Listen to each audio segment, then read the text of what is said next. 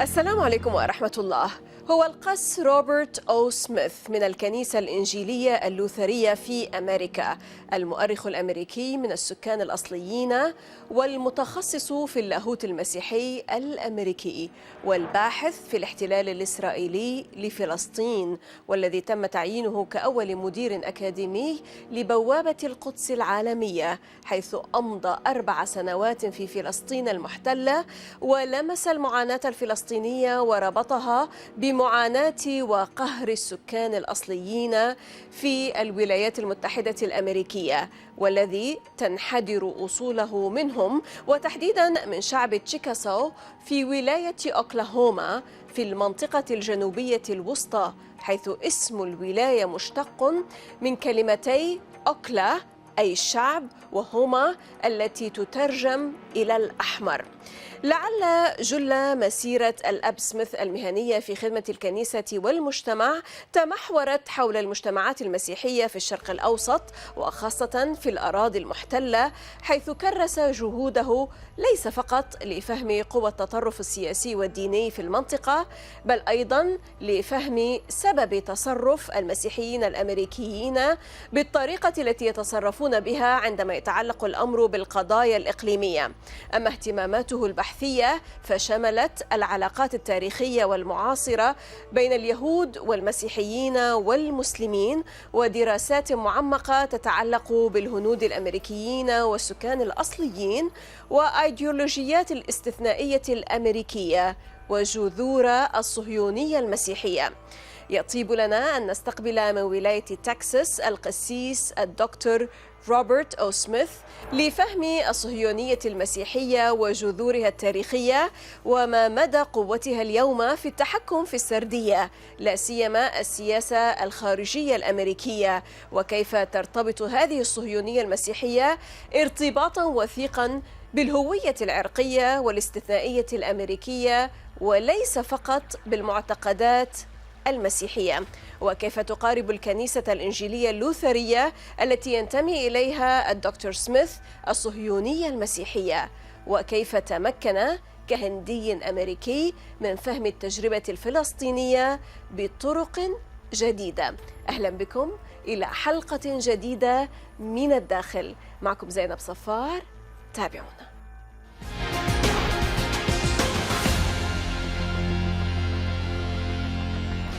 Reverend Robert O. Smith, pastor in the Evangelical Lutheran Church in America, director of the Briarwood Leadership Center, prominent academic and historian. Welcome to من الداخل from the inside, Dr. Smith.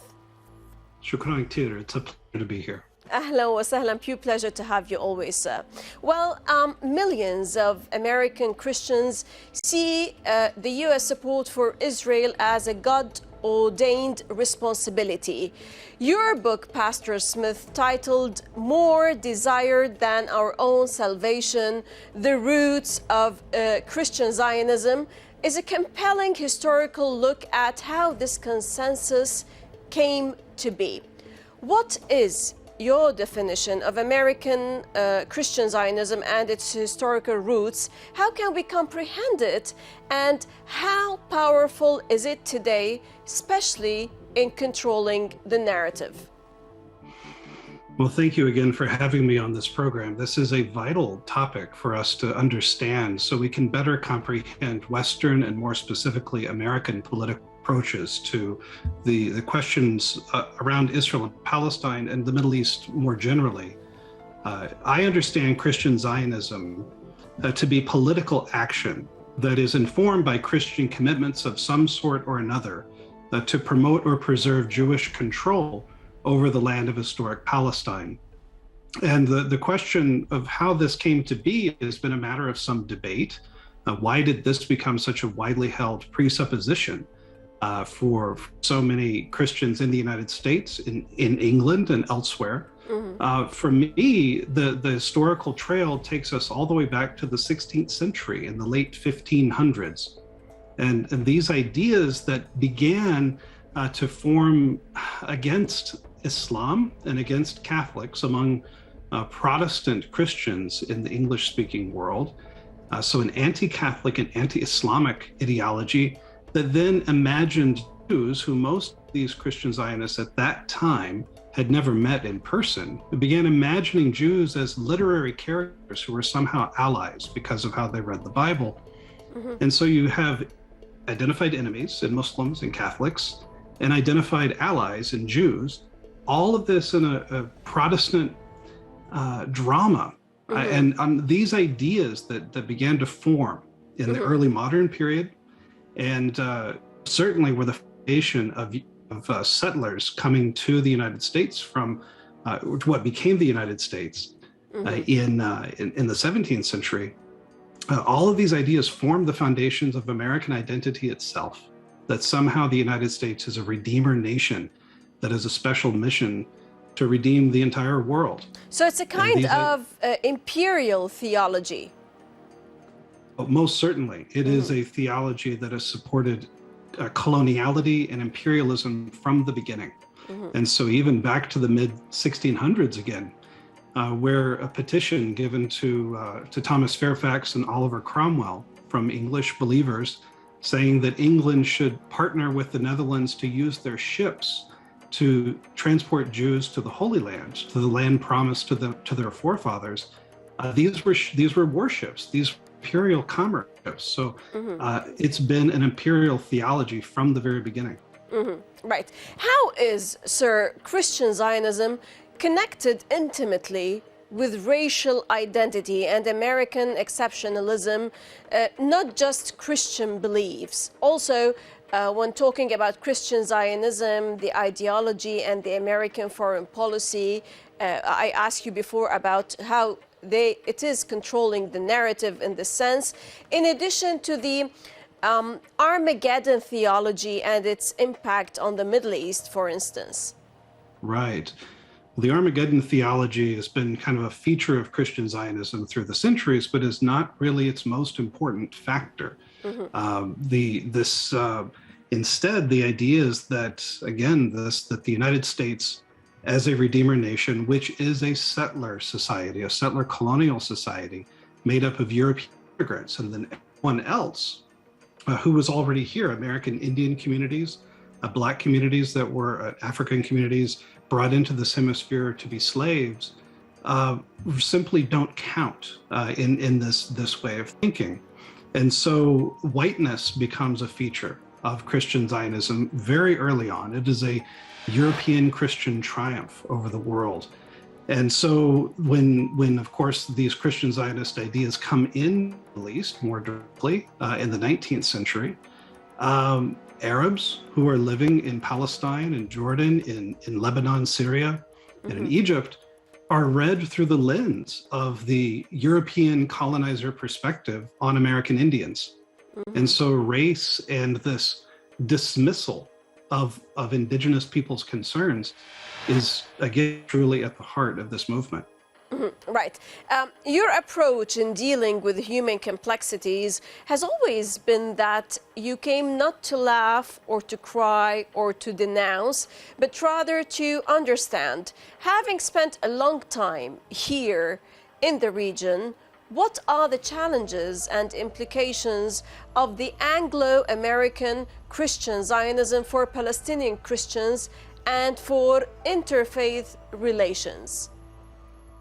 Tremendous challenges for local Christian communities. When an Anglo-American or other form of Christian Zionist comes into the Middle East, it's deeply offensive to anyone who seeks self-determination and well-being for Arab communities, whichever boundaries are drawn around them and whichever religious identification they come with. And so Palestinian Christians, for the most part, and I have to acknowledge just a very, very small group that's bought into these ideas, but it's such a slim minority. But Palestinian Christians and Arab Christians generally are so deeply offended by these Christian Zionist ideas because it harms their communities, because it takes away any support for political national self-determination.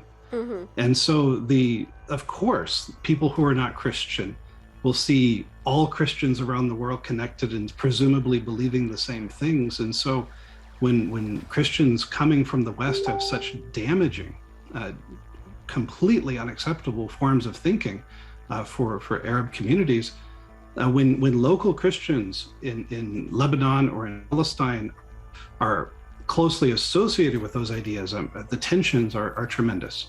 Mm-hmm. And so it is so important for local Christian communities throughout the Middle East to be able to speak in interreligious dialogue with their neighbors, the Muslim, Druze, and other neighbors, to say, that's not us. Mm-hmm, and to put forth a different vision for what it means to be Christian in a multi-religious space. And unfortunately, Western Christians have not helped that. How does your church, the Evangelical Lutheran Church in America, respond to Christian Zionism, sir? How does it help in this sense? Right.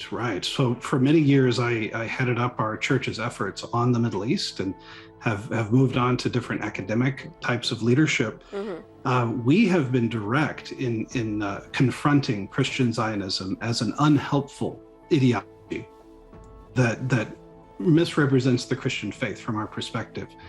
The most important thing we've done, however, is partnered directly with Arab Christian communities throughout the region, especially in Palestine, where Lutherans have been present for a little over a century.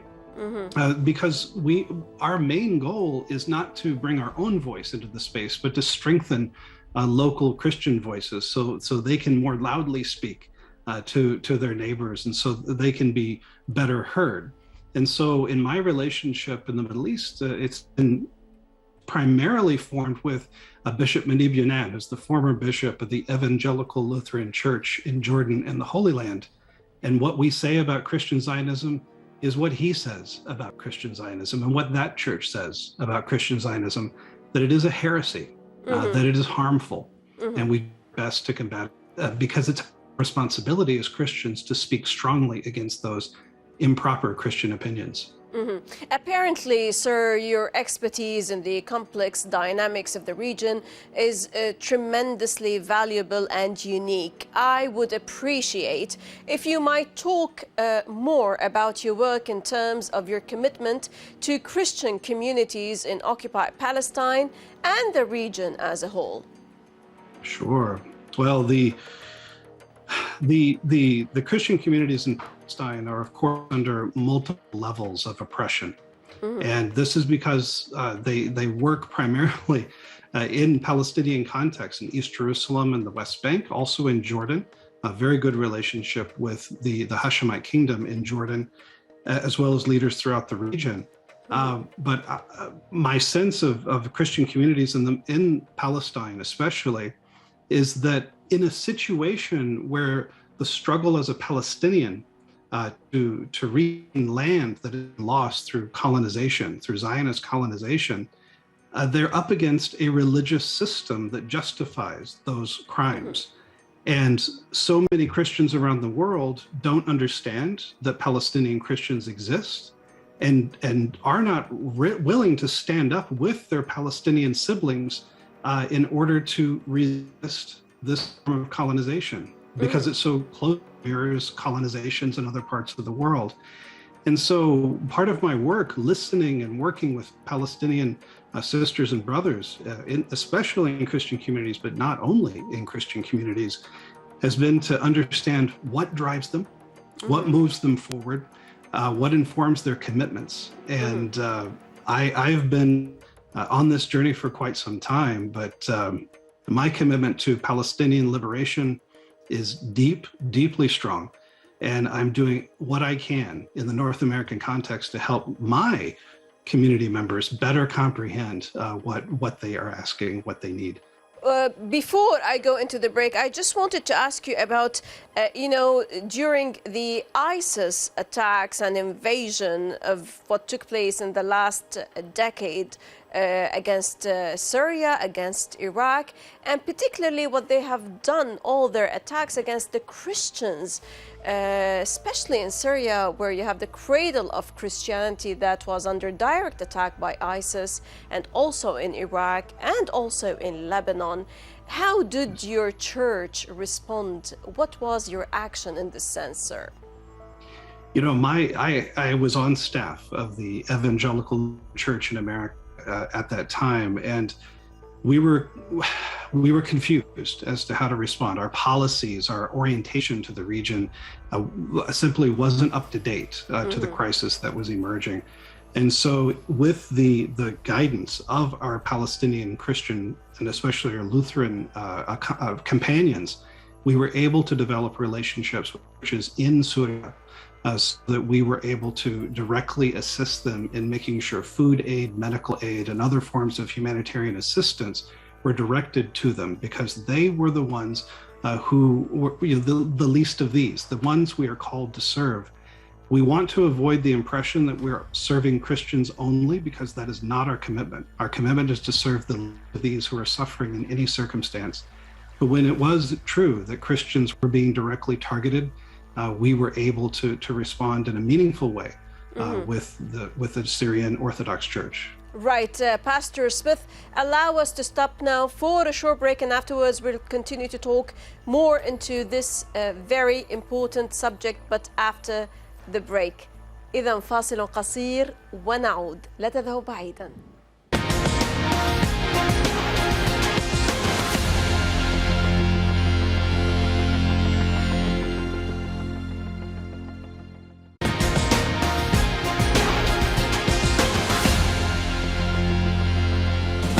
لعل عمل الأكاديمي والقسيس الأميركي روبرت أو سميث من الكنيسة الإنجيلية اللوثرية في أمريكا مع الفلسطينيين أضاف وجهاً جديداً إلى التزاماته وهويته الأصلية.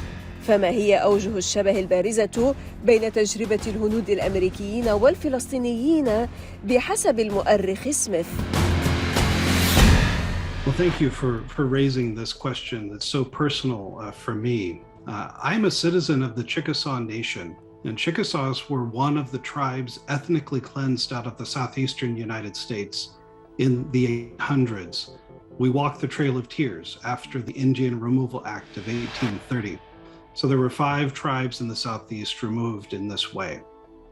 I was raised in the US state of Oklahoma, which is where the tribes went on the Trail of Tears, with awareness of my native heritage.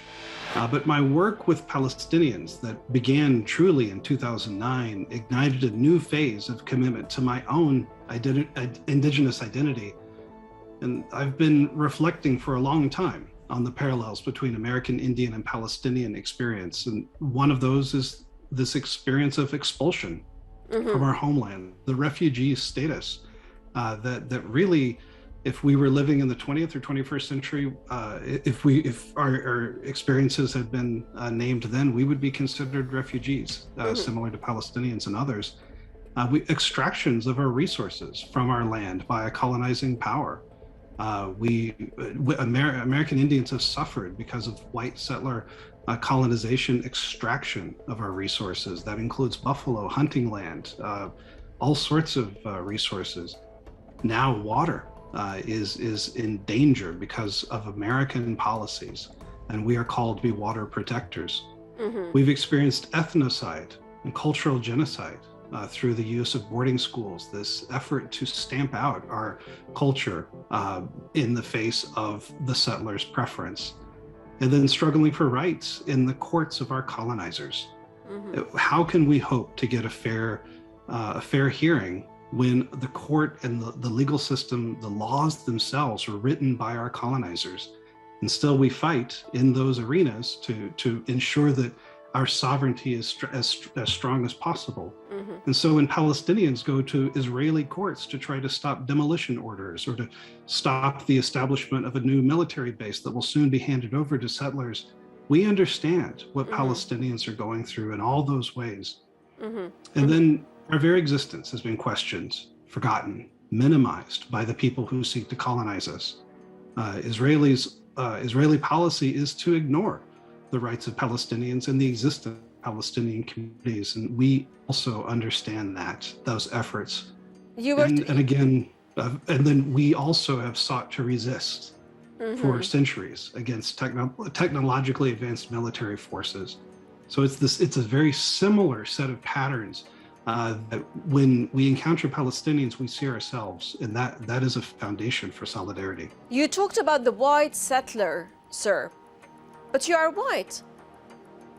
Indeed, yes.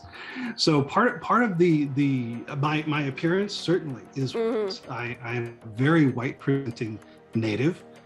Part of that is part you're seeing genocide in place when you see me, because early on the Chickasaw Nation was understood as a great military force. We were called the Spartans of the South, and defeated some of the early Spanish conquistadores who came in to North America.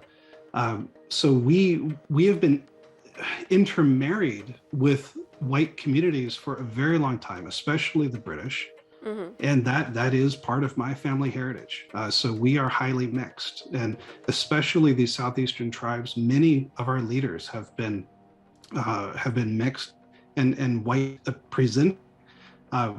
That I think brings a double consciousness, but also a double responsibility. Sure. For someone who like me can be in many different spaces, but always strongly committed to my Indigenous identity, the Indigenous struggles of all.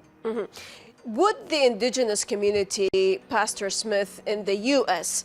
ever succeed in regaining their land?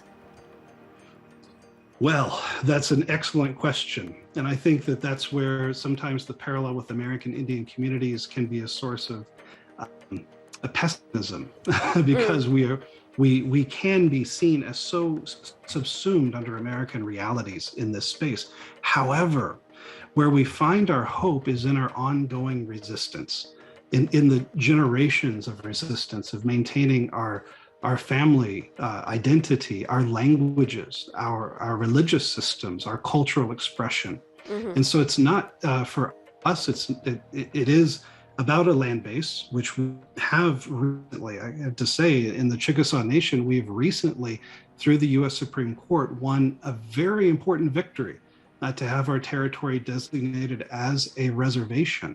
And that may sound like not much of a victory to outsiders, but for us, it means that we now have the authority to enforce our laws on non-natives in our territory. And so we are It is a success after all. True. Indeed. So we are fighting every day to maintain and to realize our sovereignty. Palestinians have fewer resources to do that. But we understand the struggle, and I am taking my native identity and applying it to that struggle. Sure. Reverend Robert O. Smith, pastor in the Evangelical Lutheran Church in America, a highly informed, well-documented expert and intelligent critic of the historical roots and political significance of Christian Zionism. Thank you very much, sir. Bless you. Thank you so much. Always a pleasure. ودائما الشكر لكم مشاهدينا الكرام على طيب المتابعة. للتفاعل أكثر تابعونا على صفحات السوشيال ميديا، وحتى نلتقي من كل فريق عمل من الداخل من كل الميادين. السلام عليكم ورحمة الله.